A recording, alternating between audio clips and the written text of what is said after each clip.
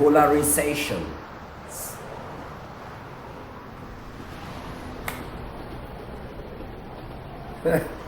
Yeah, that's what I call it.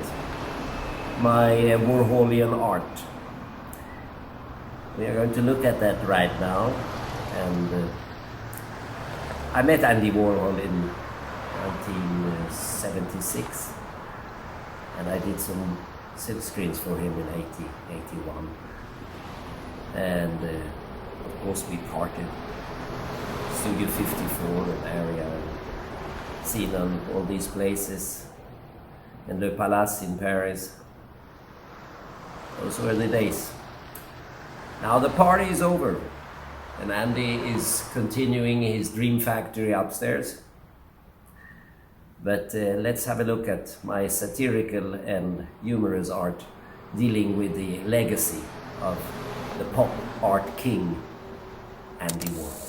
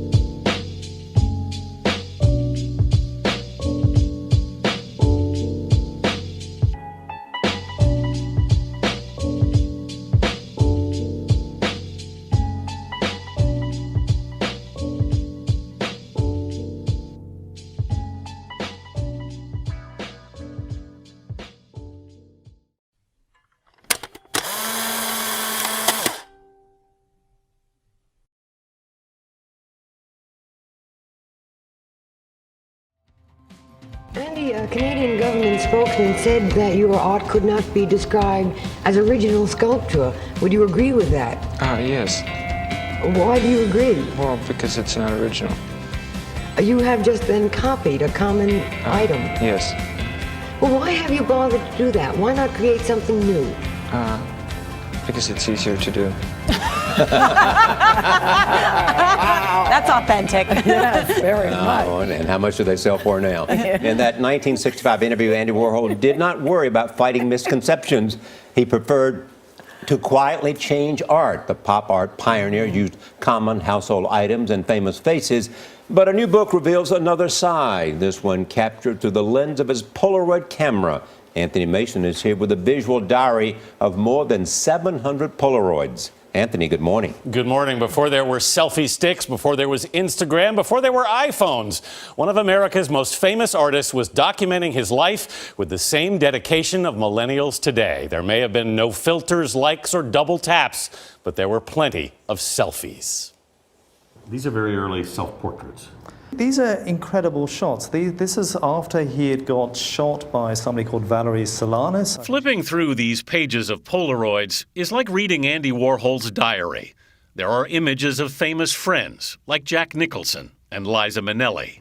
Rule Golden is the book's editor. It's a very early form of selfie. It's as far away as possible as you could get from, the Kim Kardashian, for instance, where it's all about her looking very, very glamorous and as best as she could possibly look. Warhol, it turns out, was an almost obsessive collector, amassing thousands of Polaroids, the earliest ones from 1958. I remember Polaroids when we first had them, and I think of them as very sort of disposable and almost not something you necessarily would keep.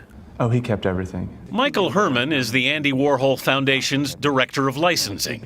He began sifting through all these photos 18 years ago. The interesting thing about Warhol is that he didn't differentiate work from life so much. Everything he did was part of his life as an artist, and these Polaroids very much speak to that. Some of the Polaroids became Warhol's famous silkscreens. Others he studied for later works.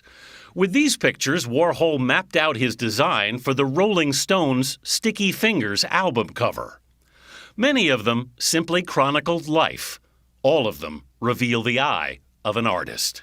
How many of these were you working from? And if seeing the Polaroids in the book isn't enough for you, Christie's is auctioning off 129 originals later this month.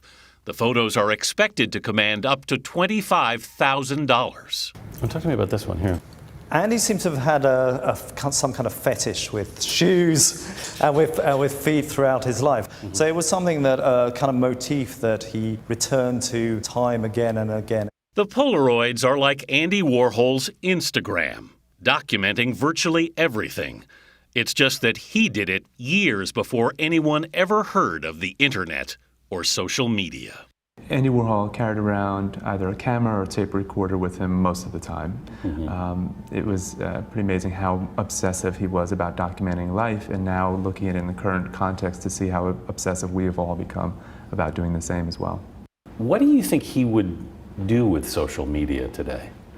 I think immediately you would think he would embrace it and love it, and he very well might have. But the one thing I love about Warhol is that he was predictably unpredictable. And he always embraced new media, but he was doing things new and different with it that we couldn't really think of at the time. And I think that he would probably embrace it, but he would be using it in a way that we're not really thinking of right now.